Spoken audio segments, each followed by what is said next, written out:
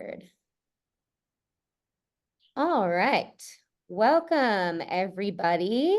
My name is Maris, and I'm the communications manager for Tennessee Environmental Council.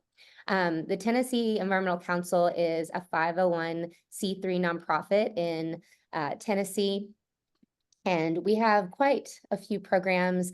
We have an amazing tree planting program. We plant pollinator gardens. We have an incredible recycling roundup project currently. We have a watershed project. We've got all sorts of projects and things going on. And I'd love for anyone that's interested to be a part of it. And I'll put our link in the chat.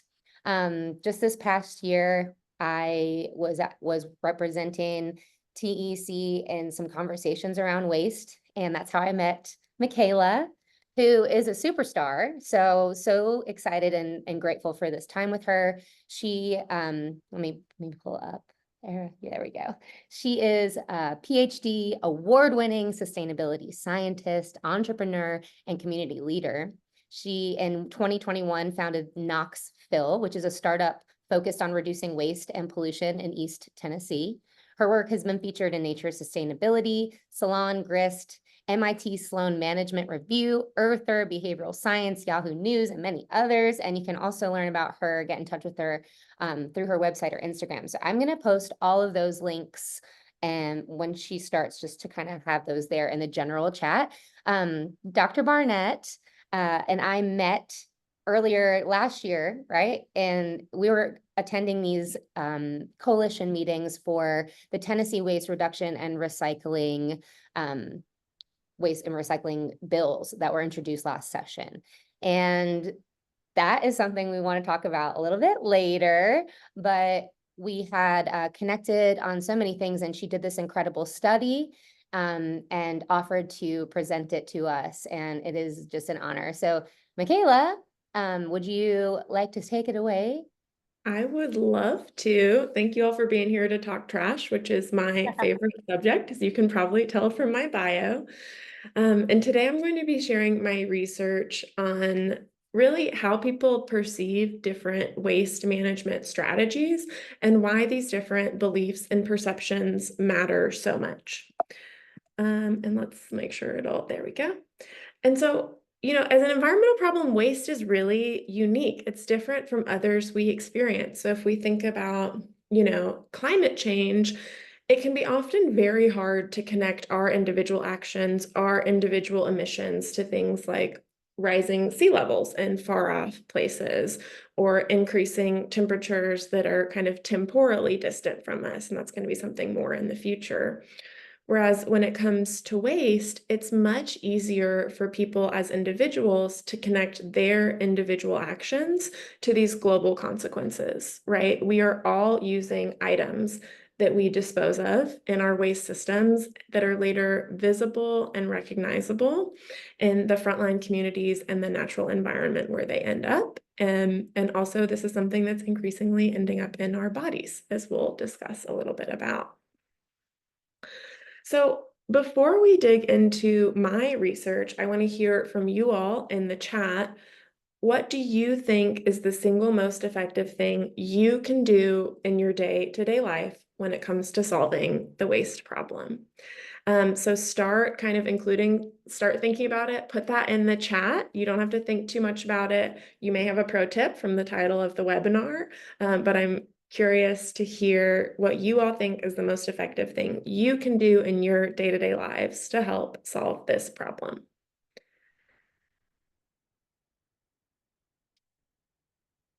Maris, you're on mute, but I'll have you kind of read some out for us. Thank you. We had someone say use less stuff. Yep. Buy less stuff, reduce consumption, purchasing choices, reducing and reusing, buy food in bulk, using reusable containers, avoid overbuying things. Yeah, this is awesome. You guys are ahead of the curve, and also you might have gotten some, hints from the title, but that's great. And we're going to come back to your answers a little bit later again when we get to that part of my study and we compare them to my participants' responses. the next kind of interactive thing before we really get into my study is this question. I'm so curious. Over the last 5 years, has your use of single-use plastic decreased, increased, or has it stayed the same? And Maris has this in a poll. You don't actually have to put it in the chat. It'll pop up here. And so we'll just take a second to look at that.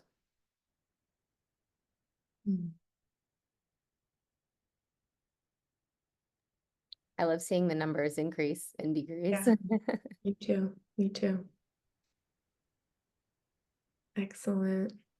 Take a couple more seconds, yeah.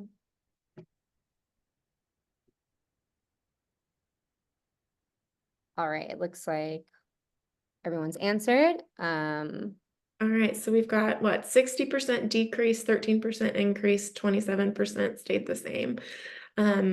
This is awesome. And actually, I wanted to give you all a chance to answer this so we could compare this to this nationwide poll that was done earlier this year. And let's see, we've ended this poll. I just want to make sure I can close out of that. And so, this is an issue that people are really concerned about, and we're seeing that across so many different measures. The issue of waste and single-use plastic pollution is something that's increasingly top of mind. And in a poll from earlier this year, actually about a third of Americans said that they've decreased their use of single-use products in the last 5 years, which is great news. And in this group, I think it was something closer to 60%, which is not surprising. But we can still compare that, right, to these other two categories, which is that for about half the sample, for 47%, it stayed the same. And then you have 20% of people that have increased their use of single-use plastics.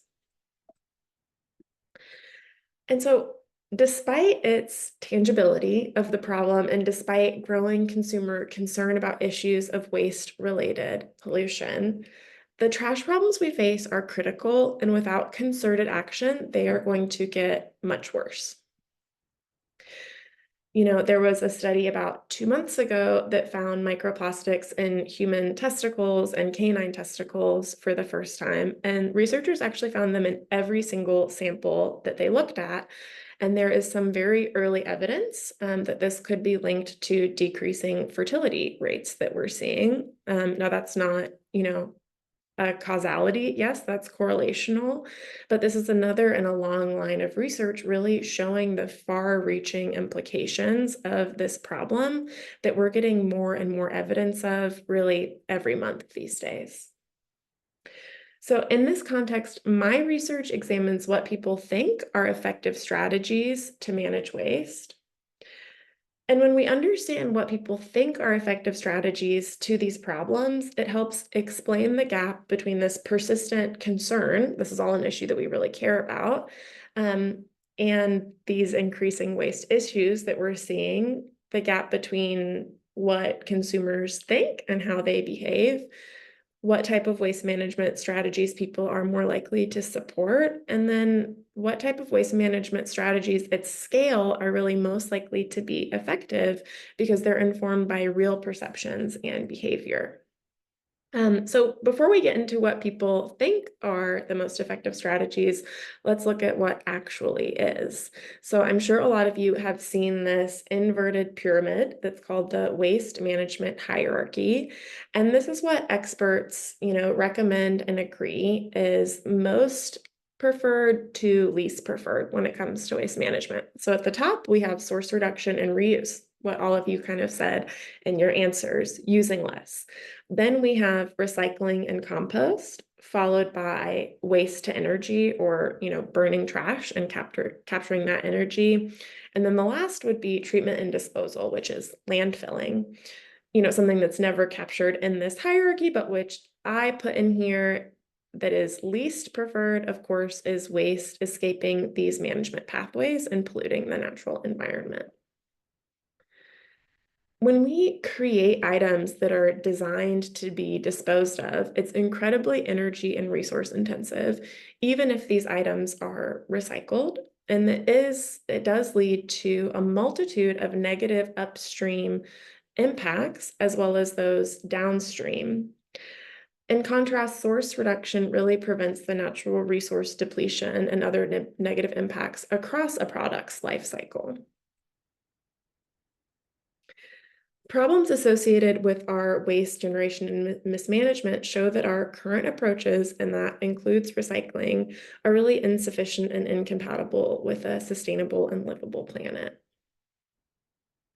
So really briefly, let's just talk about the evidence we have that this is a problem. I've been a waste researcher for many years, and I worked in this area beforehand, and many times I would see it kind of cast off as an issue of lesser importance. People are saying, no, we have to tackle climate change, we have to tackle greenhouse gas emissions. But of course, these things are inextricably linked when we realize that 70% of greenhouse gas emissions are directly tied to material handling, use, and disposal. But global municipal solid waste generation is only anticipated to increase. The omnipresent microplastics that really, there's a lot that we don't know about their harm, and there's a lot of research to be done, but that's a huge area of concern. And then, we know that right now recycling's not capturing the whole waste stream. And so, Maris, if we could pull up that next poll question, I'd love to see what you all think is the percentage of waste that's currently getting recycled in the United States.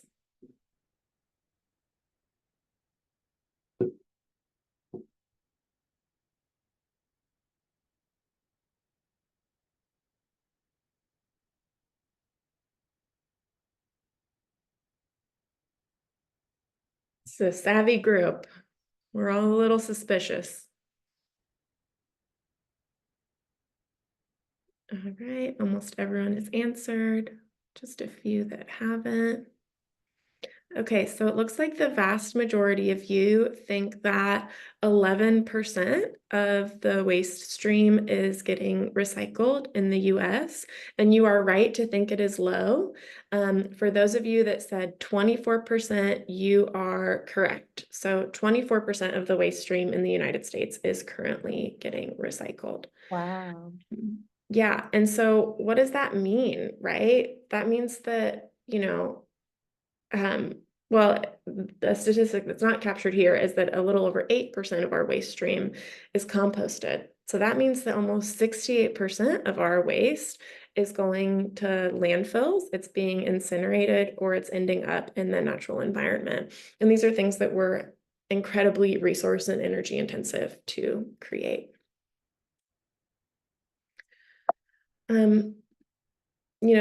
This graph is one that I come back to, and I'm looking forward to the next time they update it, because our most recent data is from 2019. But when we kind of look at annual plastic production from the last few years, our current rates are so incredibly high compared to the past. So extrapolating from this data, I realized that in the last 6 months, around 230 million tons of plastic have been produced worldwide. And I just want to put that in context, which that's the same amount of plastic that was produced from 1950 to 1970. So what we used to create in 2 decades now takes us just 6 months. And materials like plastics really pose unique challenges when we are talking about waste management. Plastic waste is predicted to triple under a business as usual scenario. So if we do nothing, less than 10% of plastics are recycled. So that's why a lot of you that said 11%, you were probably thinking of plastics particularly, which have a very low recycling rate. With the rest, about 91% ending up landfill burned or entering the natural environment. And when we talk about the connection to climate change and our system of production, consumption, and waste, we're seeing that plastic production emissions are on pace to exceed coal emissions by the end of this decade. And so we have expert recommendations for source reduction. We know that that's best, but yet we see this persistent opt-in and promotion of recycling by end consumers to manage waste. So where did this come from, and why do we have it kind of upside down? And we really see from research that this misplaced focus on recycling is the result of intentional efforts by, beverage and packaging industries to defer waste responsibilities onto consumers and really prevent disruption of their business model. Because if you have something that consumers can do that is sustainable, they won't feel quite as guilty about taking and using your products. And really, these actions took many forms over many decades, including the form of creating anti-litter, pro-recycling lobbying organizations, working against policies that would limit or regulate the amount of waste that they produced, promoting public education to recycle, and then also supporting the creation of municipal recycling programs. And so let's make this all a little bit more complicated, and consider that this is not something that is a surprise to any of you, especially in the last few years when we're seeing scientists and journalists come out and really challenge the dominant paradigm around recycling and exposing the failures of recycling to adequately recover plastic waste. So in this research context, on the one hand, you have decades of pro-recycling messaging saying this is the most sustainable thing you can do, not just when it comes to waste, but to the planet. And then on the other end, on the other hand, you have a lot of people saying, hey, recycling is not good at all. Recycling is a scam, and we have to rethink this dominant narrative. Now, of course, neither of those are quite true. The truth is somewhere in the middle, but this is the context in which I did my research. And so this is the gap, right? More people care about this issue than ever before, but we see more and more waste, more and more pollution, and pretty stagnated recycling rates. So in my research, I examined how well people living in the United States understand the efficacy of different waste management strategies, which strategies they prefer, and really kind of their perceptions about the waste management system and recycling in particular, because of how much it's been promoted over the last 50 plus years.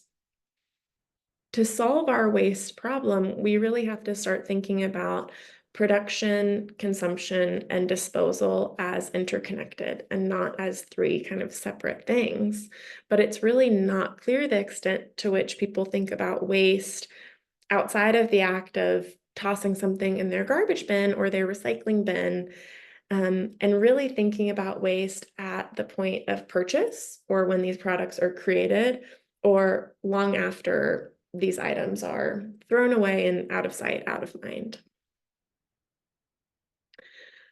Given this emphasis on recycling, I really also wanted to understand how members of the American public think about recycling in comparison to these other strategies, including source reduction. And I wanted to know how much people understand about proper recycling behavior, given the emphasis on this system, and really how they're perceiving it in the midst of these changing narratives around this dominant waste management strategy. So when we think about kind of the application of this research, it really helps us better engage with the public on issues of waste, and it helps us better design systems that will contribute to waste reduction and pollution reduction. So this is kind of a high level of the research that I'm sharing with you all today, which was published last year in Nature Sustainability. And was subsequently covered by over 50 media organizations. It was really wild to see the buzz that this got. It was, coverage was translated into languages and shared around the world. And my co-authors and I conducted 2 nationwide studies to really dig into the American public's perception of these issues. Study 1 really presented an initial probe into our research questions, and then our second study really helped us dial in and validate our findings. So what did we find, right? What do people think? So in study 1, we asked 2 open-ended questions right at the beginning. What is the single most effective thing you can do to reduce landfill waste? And what is the single most effective thing you can do to reduce plastic pollution? And here's what we found. When thinking about reducing landfill waste, participants recommended disposal strategies most frequently. So 45% of people in this open-ended question said, the best thing I can do is recycling, and that was the largest category by far, in terms of what they said is the most effective thing they can do to reduce landfill waste. And source reduction strategies were mentioned much less frequently. But this misperception was reduced and actually flipped in some ways when the end context for waste was not landfills, it was oceans. In this case, 40% of our participants correctly said that reducing their own plastic consumption was the most effective action they could take. And you can see here in this table the top 6 responses from participants across both questions. And just note that recycling is listed 4 times more frequently than the next most common answer for reducing landfill waste, but that participants are thinking higher on that waste management hierarchy when they're thinking about plastic pollution in the oceans. Something else I found really interesting was that we didn't have a lot of participants really name any individual action that's aimed upstream or at systems changing behaviors, like joining groups aimed at implementing new policies or legislation, or writing or lobbying companies to produce less waste. So one hypothesis I had going into this was that taking away the option to recycle, this sustainable waste management strategy, might get people to start thinking higher on that waste management hierarchy and actually start saying, oh, I'll actually start reducing my waste. But when we asked active recyclers in study 1 what they would do if recycling was no longer available in their area, which was a real scenario based on what we saw in many municipalities after the introduction of China's National Sword Act in 2018, we did not see people saying, hey, I'm going to reduce my consumption and reduce my trash. Instead, the most common answer people said was that they would save their recyclables and drive them somewhere else that still recycled. They would throw their recyclables in their trash. A lot of people were like, I don't actually know what I would do if recycling was no longer available. A few people did say, hey, I'll start switching to reusables. And some people said they would compost, which is great, but also unclear if they were going to try and compost recyclable objects. And so when we dug into people's perceptions of the recycling system, such as what products can and can't be recycled, how long items take to be recycled, how much plastic has been recycled, we found other, really interesting things. So I really wanted to dig into wish cycling, which is a portmanteau of the words wish and recycling and refers to putting things in our recycling bin, just in the hope that they can be recycled, but we're not really sure. And my co-authors and I devised this quiz of common recyclables and common contaminants. And we asked them, do you think this item is always easily recyclable, only recyclable in specialty recycling, or never really recyclable? And we had, overall people did not do great on this assessment. And the wildest thing to me was these common contaminants that people said were always or sometimes recyclable, including soiled diapers, used paper towels, and coffee cups, which are not accepted in most recycling programs due to the complexity of the different layers that are glued together, which includes plastic and wax.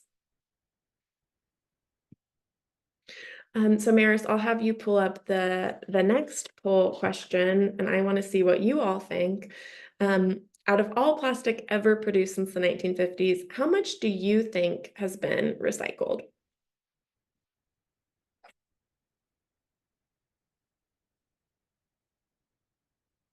All right, we're fighting between 2 and 9% here. And if you think back to an earlier slide, the answer might have been there for those who haven't answered yet. I'll give you that little hint.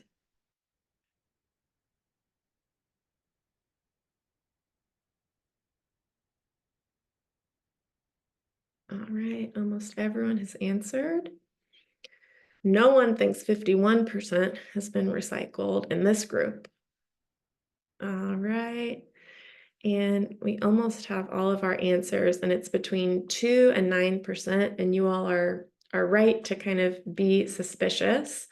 So the nines have it. 54% of our folks think it's 9%, and you all are right. When it comes to my participants, they significantly overestimated the amount of plastic that had been recycled when compared to expert estimates that have really done all the math. And in my study, participants estimated that overall about 25% of plastic has been recycled, which is really interesting, right? Because that still shows that they know the majority of plastic is not being recycled. So this means 75%, what they think, is ending up landfills, natural environment, or incinerated. So recycling can be a default top of mind strategy, but it's still not something that we think is particularly effective, especially for materials like plastics. But this group knew that 91% of all plastic ever produced since the 1950s has ended up in our natural environment, in landfills, or it's been burned.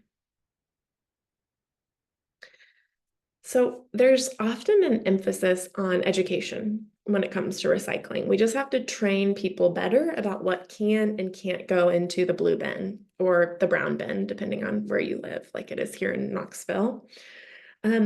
And this was really interesting because when we actually looked at our participants, we found that higher educational attainment was associated with worse recycling knowledge, with greater confidence in their own recycling knowledge. So these are people that knew the least but thought they knew the most. And they had more confidence in the recycling system as a whole. But they did have some self-awareness of their own poor recycling behaviors. So this group admitted more often to wish cycling than other groups. So this also could perhaps demonstrate greater confidence in the recycling system to be able to manage whatever they place within it.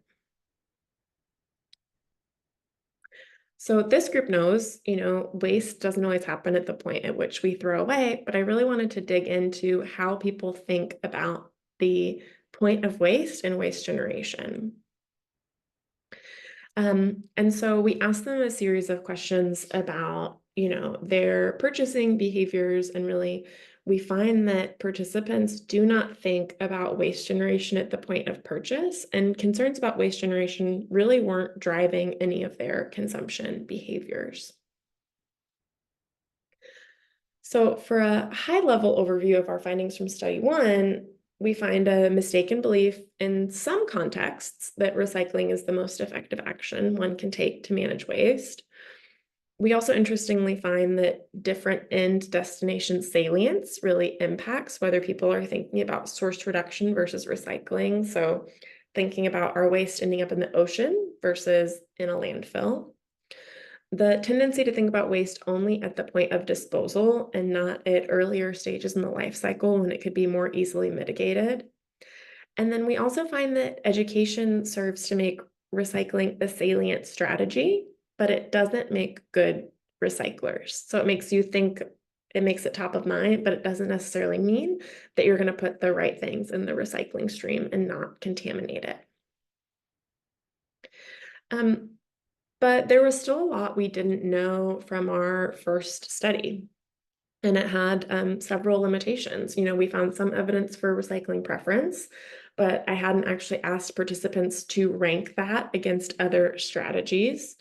I couldn't say with confidence that people thought recycling was actually better, just that it was top of mind. And we had really only looked at waste with end destinations in mind. You can also see our prompts in that first open-ended prompt. Both of them use the word reduce. How do we reduce plastic pollution in the ocean, and how do we reduce landfill waste, which could be leading participants one way or the other. In our second study, I really also wanted to dig in the extent to which people understand waste as a systems problem, and at what stage in the cycle they really think efforts should focus and where efforts are going to be most effective. And so we re-asked this perception of the most effective thing question again with the same question that you all answered at the top of the talk today. And I really wanted to see what came to mind when this question was asked much more broadly with no end destination in mind for our participants. And so in study 2, we really do find evidence of this recycling bias. Participants again misperceived recycling as the most effective action that they could take, and they demonstrated a preference for it and a harmful misperception about the efficacy of other waste management strategies. You can see how steeply that drops off from recycling to the second most listed categories of reduction, reusing, composting, etc. So in study 2, I really wanted to examine this ranking, right? And so we used the waste management hierarchy and asked people to drag them into the order of what they thought was most to least effective or preferred. And here you can see that just over 21% of our sample replicated the EPA waste management hierarchy. But overall, participants really demonstrated a very poor understanding of which of these was best. So if we look at this in another way, over 78% of our participants failed to put these in the correct order. And so you can see the next 4 most common pyramids that people made. And of course, these bars were all the same size for them when they did their rank choice. And here I'm showing you all what's preferred and how it's out of order. But my participants really thought that source reduction and reuse was roughly equivalent to recycling and composting in terms of environmental impact. But one bright spot is that they did do better on this than they did on the open-ended question, even though, they still didn't do great. Okay, so then we asked them, let's get down to basics, the 3 R's that we've all heard drilled into our heads since childhood: reduce, reuse, recycle. We asked them to put these in order from the most to least environmentally preferred. And you can see that our sample did a lot better. Over 50% got the order right. But also about half got this phrase wrong. So you can see that the next one has reuse, reduce, recycle in last place. But when we look at kind of all of them throughout, you're seeing the same tendency of source reduction, reuse, and recycling being kind of roughly equivalent in many ways. We also asked them to list the 3 R's in order of which they practice most in their day-to-day lives, and just under 18% said that this was the heuristic that they followed. Okay, so you see we've gone from open-ended to 4 options to 3 options, and then we just presented a binary, right? Let's ask people straight off. Do you think recycling waste is better for the environment, or do you think preventing waste is better? And you can see that they did much better in this on a 5-point Likert type scale, where they're really understanding, okay, preventing waste is much better. So as options narrow, people get better at actually understanding what is going to be an effective waste management strategy. So we also asked them more questions about the recycling system in study 2, and we really refined them and drilled down. And we had our online participants do a sorting test where they put common consumer goods into virtual recycling, trash, and compost bins, and then they indicated how certain they were about their choice. So in this task, our participants put several common recycling contaminants, including plastic bags, disposable coffee cups, and light bulbs in this virtual recycling bin. But very interestingly, with a lot of these people were quite confident, and more confident than those who had correctly put these into the trash.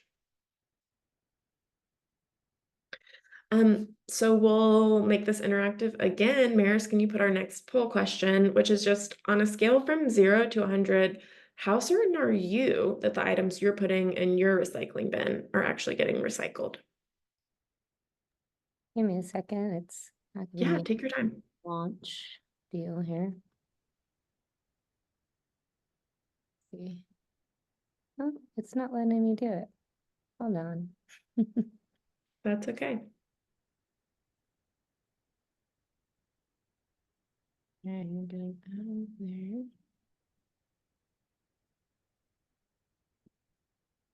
If not, we can just use the chat, Maris. So you all can put a number from 0 to 100. We can start to get a sense of it as well. Sorry about that. For some reason, it's not giving me the option. Totally fine.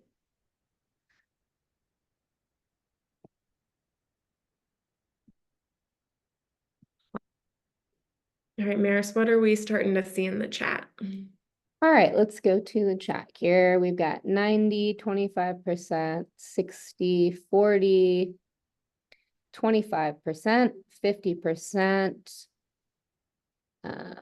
We've got another 60%, 40%, 25%, 50, 85, 70, 80, 40, 65, 95, 30, 25, 70, 35, So 10. really just a huge range, right? And that's actually what I saw in my study as well. Just a huge range in confidence in recycling. Our mean score was 53%, right? So when we averaged out everyone's confidence, people were very confident, right? So recycling is really top of mind, but it has an image problem, right? People are not confident in its efficacy. And I know this is something that a lot of recycling professionals have really had to fight against in the last few years. And Mackenzie Reed, our waste and resource manager here in Knoxville, says if you are putting in what we accept, right, you can be 100% certain that that is getting recycled. But therein lies the problem, right? That a lot of people aren't putting in what's accepted. And there are a lot of questions about the efficacy of this system. Okay, point of waste consideration. So we've talked a lot about this, how the environmental impacts of waste can be most effectively mitigated, not, at the point of disposal, but at the point of generation or consumption. And I really wanted to see how participants would behave when faced with different waste management strategies. And so I asked them just a series of hypotheticals based on real life. And so one such scenario asked participants to imagine that they were away from their house and they were getting thirsty. You are in a store that sells beverages and plastic bottles. Based on your normal behavior, what would you be most likely to do? Right? And so the vast majority said, I would purchase it and I would recycle it. And that's not really a very surprising result, right? That's pretty default in our system. But I think for me, what was most striking was that more people said they would purchase and throw it away than those who said that they would choose not to purchase it. So this question's providing additional evidence for what we started to call a disposal bias. So participants in our study reporting that they wouldn't defer a purchase that would create waste, but they would rather try to mitigate the impact of waste after it had already been created, such as through recycling.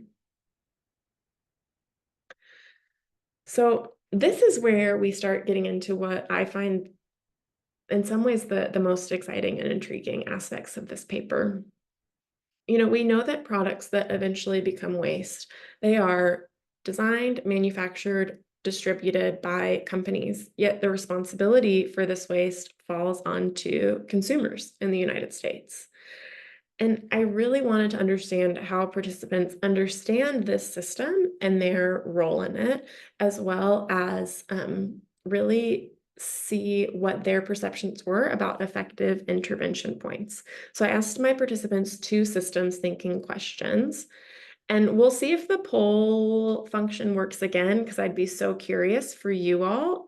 Maris, do we think it's going to let us launch? Yeah, it is not allowing me to, I don't know if we That's have so totally many, but let's go ahead. I'll read them out in the chat. great. the question. So I'll just ask you all, at what stage in this cycle do you think it's important for efforts to focus to help solve the problems that we've been discussing with waste? Design, resource extraction, production, transportation, distribution, consumption, disposal. Where do you think efforts need to focus? We've got design of products, design, design, design, design, design. Lots of design. Couple more design. Design of packaging. All the Mhm. above, but design to start. Yeah, Design great. and We've got a production. very upstream group and yeah, a good Wonderful. good emphasis on that design phase. And so let me just ask you the same question put a different way. Where do you think you as an individual can have the most impact on solving this problem? Where in this cycle? Karen put TWRRA, and we did briefly speak on that earlier. We can speak some more later. We have consumption, TWRA, consumption, disposal, consumption, Yeah, yeah. consumption, Mm, lots of consumption. lots of consumption and a few TWRA, which we'll chat a little bit about. So I'll just show you what this looked like for my participants, which followed a really similar pattern to what you all are saying, right? So you can see that the majority are saying design, right? This is upstream. We're looking at design, resource extraction, production. But when we ask people, what can you do? We really default to downstream, so consumption and disposal behaviors. And I asked my participants a series of qualitative, open-ended questions about this too. And this is kind of what some of them had to say. Um, for many of my participants, the source of the problem really lied with producers, not consumers. And some exhibited a sentiment that production was inevitable. And so their role was to minimize the negative impact of products that already existed. Whereas for others, people felt that consumption or consumer demand drove all the other stages, and they felt that their consumption choices would introduce feedback into the market and promote upstream change through these market signals. So what did we find in study two, right? We still find this mistaken perception that recycling is the most sustainable action when it comes to consumer waste, or in some cases that it's roughly equivalent to source reduction and reuse. The bright spot is that this misperception improves when people are presented with fewer options. Um, and our results provide additional nuance really into when and why participants consider recycling over reuse. And that's because many people feel disempowered to opt out of our dominant consumer throwaway culture. So, high level, when presented with fewer options, different end destinations for waste, and a systems diagram, people do understand that source reduction and reuse are better than recycling. Um, but we really start to understand when and why we're defaulting to disposal strategies such as recycling and not into upstream strategies that prevent waste like source reduction and reuse. And the explanation really lies in um, how people believe the problem should be solved, where they feel they have agency in solving it, and the number of options with which they're presented. So, when asked what is best for the environment or what should be done in general, people know and acknowledge that preventing waste is better.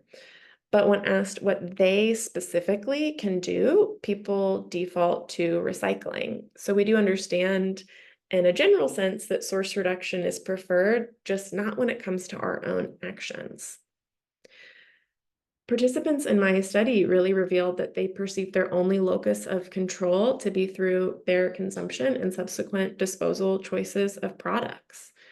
Opting out feels so inaccessible as so that in some cases it doesn't even occur to participants.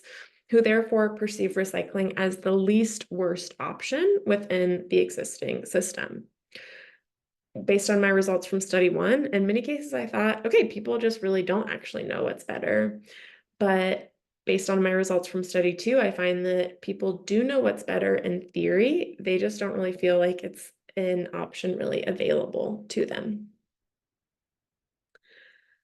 Dealing with waste is a systems level problem that has so often been individualized and positioned as a consumer choice problem rather than as a political one.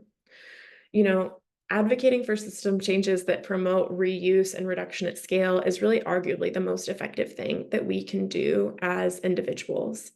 But my participants overwhelmingly cite downstream actions that really maintain rather than challenge the status quo. One contributor to this misplaced emphasis on recycling is the actions of the aforementioned, beverage, packaging, and fossil fuel industries that want to defer waste disposal responsibilities and cost onto consumers.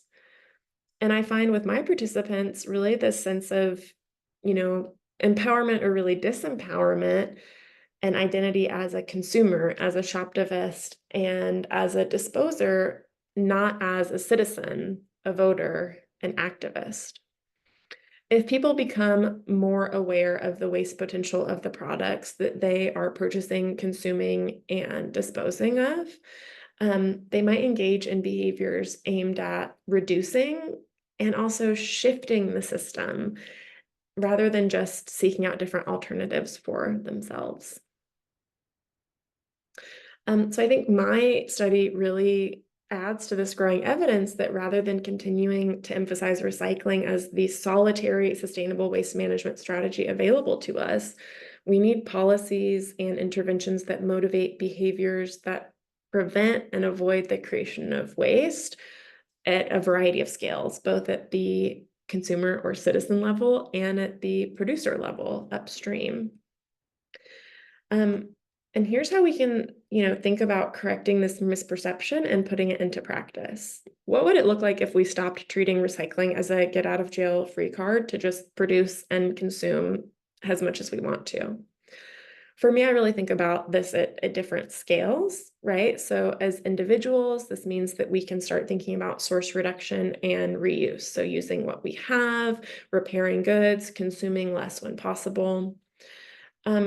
But I also want to point out two things that my own research really does challenge me on, which is that while source reduction is the most effective waste management strategy, as individuals, we need to act in ways that are changing the system. So we need to aim our individual actions upstream in ways that really help do this at scale, whether that is, opting out of this wasteful linear economy in our own lives and households, but really opting into action at the business, community, and policy level.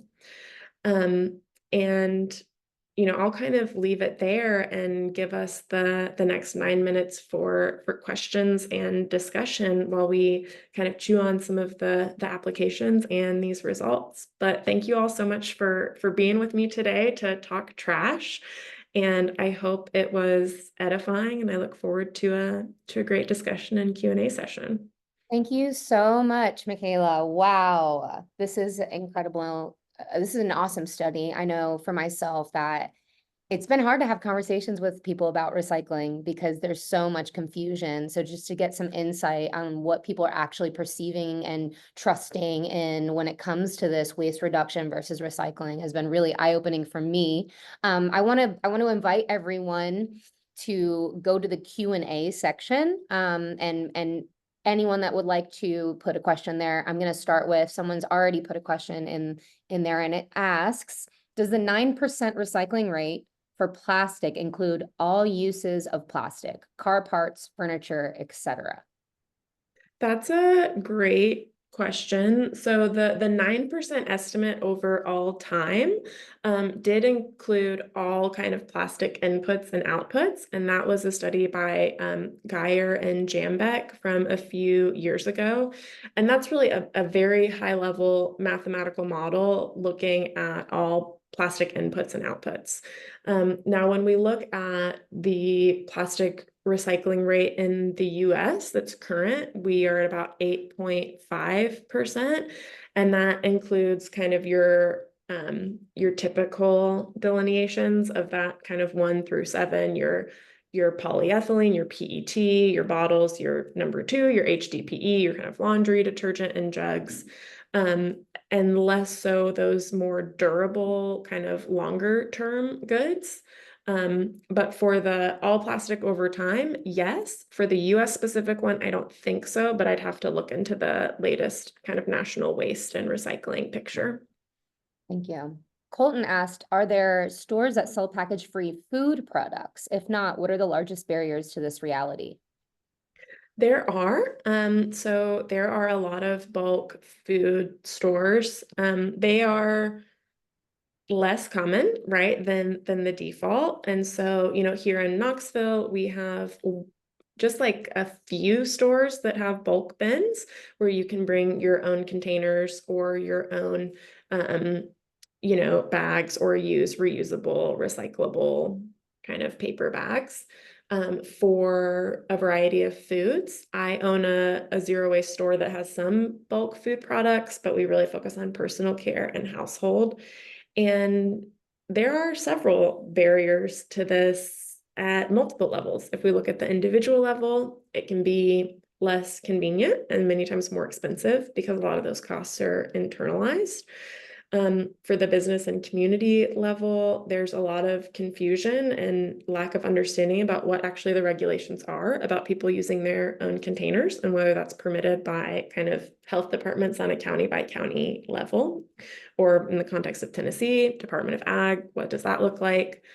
And then at a wider span, a lot of these bulk products that are coming in single-use containers, even if they're bulk. Now, that's a much longer discussion for maybe another time. All of this to say there are hurdles, right? But we also have examples of what this can look like in practice, and we can reduce the amount of packaging being used, even in things that have single-use packaging. And we can really start supporting these package-free alternatives. A really great resource to find one near you is the website Litterless. I think it's litterless.org, and it has a pretty good like bulk store breakdown by state. Awesome, thank you. Gerald asks, is there any market for reuse or recycling of synthetic carpet fibers? This is something I think about a lot because synthetic carpet fibers are already in end market for a lot of our recycling. So if you are in kind of the Knoxville area and you're recycling, your number 1 plastics, the plastic like beverage bottles, that is getting made into carpet recycling backing. And so that's a great example of kind of plastic recycling taking this waste out of the waste stream once, but then at the end of life, a lot of that is ending up in the landfill, and there are not great takebacks because it is such a bulky material, and the value of those fibers is so low compared to kind of the virgin inputs. There are some initiatives to recycle carpets, but they are very scattered and spread out. And I think that that's something where, policy can really help come in and create more of those incentives and markets to do that. But that would be a great initiative for someone to work on. Abby shared in the chat as well, litterless.com. So I'm thinking that might be something to look into. Gerald, we have another question. We have quite a few, so I'm going to try and be quick. Have you included questions about fees in your questions, making consumers pay for waste, either at the register or at the point of disposal? Which I think this actually might be an interesting question to kind of lead into extended producer responsibility, Michaela. So we didn't include that. And one thing I think is really interesting is that we as citizens already are, paying for the waste through our taxes in many cases. We are the ones that are paying for the disposal of the waste that these producers are creating. And if we look at policies like extended producer responsibility or polluter pays, that would put the the onus back onto the companies creating all of this waste to actually pay for the management, the take back, and the recycling. So I didn't look at that from willingness from an individual consumer perspective. And I think that is a really interesting link, like what Maris is saying, to extended producer responsibility. Who really should be paying for this waste? Is it us as end use consumers and citizens? Or is it the companies that have all the control over the product design, manufacturing, transport, everything until we get to it? And the group that we are both a part of is working hard to get extended producer responsibility legislation passed here in Tennessee. And Maris, if you wanted to drop the coalition's website into the chat, Already I think we did. have I a already whole group of did. people here that would be really excited to learn about these efforts. Mhm. And something that we've got 2 minutes left, but recycling can seem a lot easier than source reduction, and it's an action, whereas source reduction is often an action negative. It's something you're choosing to not do rather than something you're choosing to do. And so even in our coalition, we work really hard to say, how are we making sure to promote reduction in the writing and application of this law as much as expanding recycling markets, which is also something that needs to happen. I don't want anyone to come away from this webinar with the idea that recycling's bad. It's not. It's a great solution, but it has been overemphasized. And really, we need to put it back into its place, which is really something we should be considering as our last option, not our first one. We reduce and reuse as much as we can, and everything we can't do that with, we should recycle. So it's just putting it back in its proper place in the hierarchy. We can try to answer another question for Let's do product. it. Rapid fire. Yeah. Shane, for products that are both recyclable and compostable, which is more effective? So this is a huge, huge area of confusion, really, because a lot of these things are mislabeled, and oftentimes things that are industrially compostable are contaminants in recycling streams. And they're also not things that can go into all compost streams. So it really, really depends on the product. If it is just like a paper-based product and you want to put that in your home compost stream, or if you're part of a compost system that accepts that, that's great. Recycling it is great. Paper products are recyclable, 5 to 7 times, depending on how long the fibers are. Bio-based plastics, much more complex, would really need a full webinar on its own, and implications of those and what they're doing from a waste management perspective. Are those are the plant-based compostable like plastics that Yeah, look like and it plastic, really, feel like plastic, but it's Mhm. compostable, which can be confusing. Yeah, and only industrially compostable. And this isn't something that you can just, chuck Yeah. out and hope that it's biodegrading by the side of the road, because it will just become litter. Right. Thank you. Pam asked, convenience and cost plays a role. Are there a list of places to purchase that help with better choices? So yes, convenience and cost is huge, especially right now. And I never want this to be something that is only accessible to the elite that can opt out of, these more wasteful products.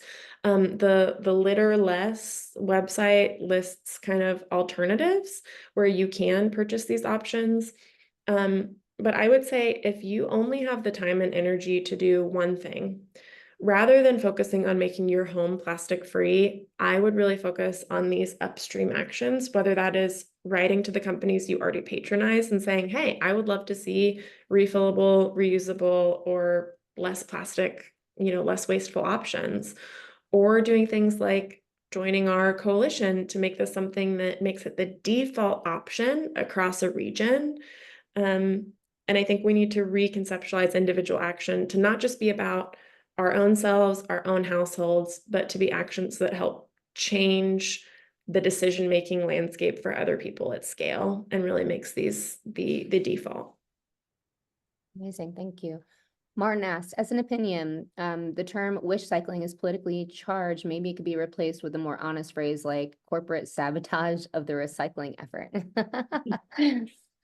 Yeah, the wish cycling one, I mean, it's It's something that I think probably everyone on this call is guilty of doing. And you're right.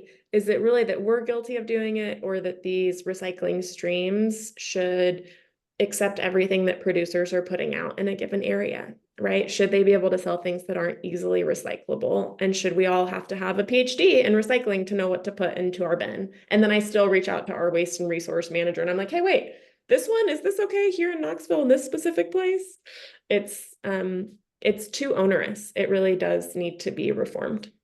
Wow. In the slide where you showed that individuals with higher education were less effective at waste management, but higher in confidence, did the level of education refer to highest level of education earned by those individuals, or was it referring to their level of recycling education? That is such an excellent question. And it refers to their level of education, not their recycling education. And so, yes, it's not that we had some people take a class and some people didn't. We were really looking at people with college degrees, postgraduate degrees, graduate education, all the way up. And as you had more general educational attainment, you got worse at recycling, but more confident in the recycling system. Oh, so interesting. Zach, one huge application of the study for me is on the psychology of how we should be conducting zero waste education. Your research seems to suggest that driving people toward a binary comparison or an overarching focus on source reduction versus recycling can actually help can help people much more than presenting a spectrum of options.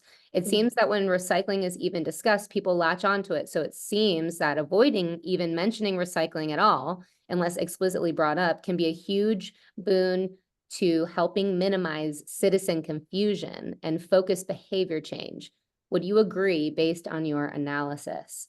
It's a mouthful. I think it depends. That's a great question and a great thought. And I think we do need to change the way we're emphasizing it. So we do need to be emphasizing reduction and reuse, and then really not downplaying, but just putting recycling in its kind of proper place.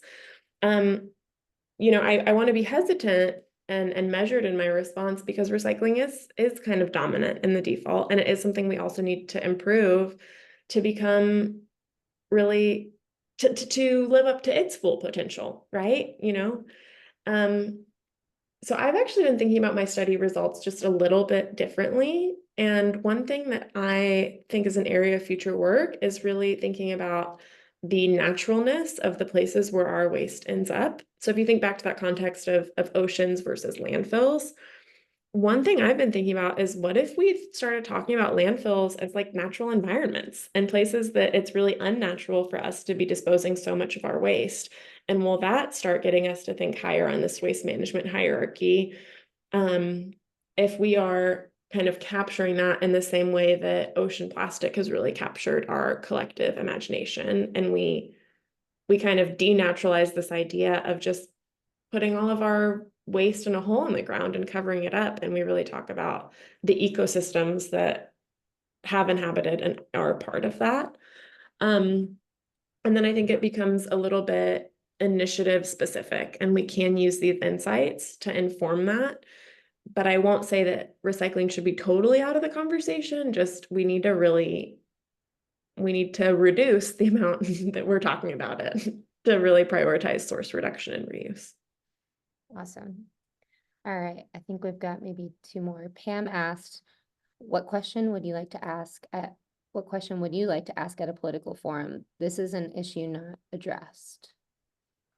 I think it very much depends on the political forum. And something I actually didn't share in my slides today, but that we did see in my study that I thought was so fascinating, was that we did see some political breakdowns in terms of where people self-identified politically and then what they thought was more effective. And so I'd need to go back to the exact measure, but what we did find is that people that tended to identify as right of center tended to really emphasize recycling education, so educating people to recycling better. And people that were left of center really focused on policies that took the onus away from just individuals figuring it out and deciding it. And I think that can inform us in different ways, where this is an issue that in many cases does have bipartisan support. This is something that we all care about, not trashing our natural environment where we all live, work, and play. But the idea of what we have as far as effective strategies can really differ based on kind of where you land on this political spectrum. So I think I would have to tailor it to where I am and who I'm speaking to, because this is a really urgent issue and we are going to need a spectrum spanning coalition to get these things passed, not only at the state level here in Tennessee, but if we ever want to get anything passed at the federal level as well. That's awesome. Karin just mentioned landfills like oceans are forever. Projects to store land. We should have projects to store landfills into something else. Or what if we even had images of like what that ecosystem or landscape looked like naturally and have the comparison, right? Or I think there's a lot of neat potential applications to keep exploring about the naturalness of where we store all of our trash. Thank you again so much. I think that's all for the questions in the Q&A. I'm just looking into the chat. Someone asked, Deborah asked, are plastic recycling numbers 4, 5, 6, 7 safe to use as food containers? Okay, so what I will say about plastic and food is that this is an area where a lot more research needs to be done. I would not be placing food in plastic that is heated or put hot food into plastics. That's really going to increase your microplastic exposure and accumulation. If it's cold, depends. Also, those like later numbers, they vary quite a bit in terms of the resin code, and there's a lot of questions about styrofoam or expanded polystyrene. But my heuristic for like plastics and food is really try and minimize the things you're ingesting that are stored in plastic. Even though we don't know all the health impacts, we do know what is kind of leading to more of that accumulation. Don't do anything hot in plastics. Wouldn't usually use like plastic cutting boards because you are introducing microplastics when you are cutting on the cutting boards. And definitely like beverages that are being stored in plastic containers have higher incidence of microplastic accumulation. It's about doing the best we can at this point too. I don't want to like, yes, there's a lot more research to be done is the caveat, and there are ways to reduce our exposure, but the health impacts are still not totally clear. Right. That was one of the first things that like when I found that out and I switched to glass, it was just like when I see it, it's immediate now. And I think that's really what we're talking about here, right? It's the behavioral changes that we have to change ourselves to make this the norm, right? To like, this is the norm now, but share this, right? This is going to be recorded. This is going to be on our YouTube page. I posted in the chat, the Reimagine Packaging Tennessee link is going to be for more information on extended producer responsibility and the bills that we were working on last session. There is an option at the very bottom of that website to put your name and email in to be contacted or for more information. We really do need this growing support. So I hope that at least we can share this information with others and keep spreading the good word about these things and the solutions that we could have as a citizen, as a voter, as an activist, right? Putting pressure on these companies, on these organizations, on our legislators.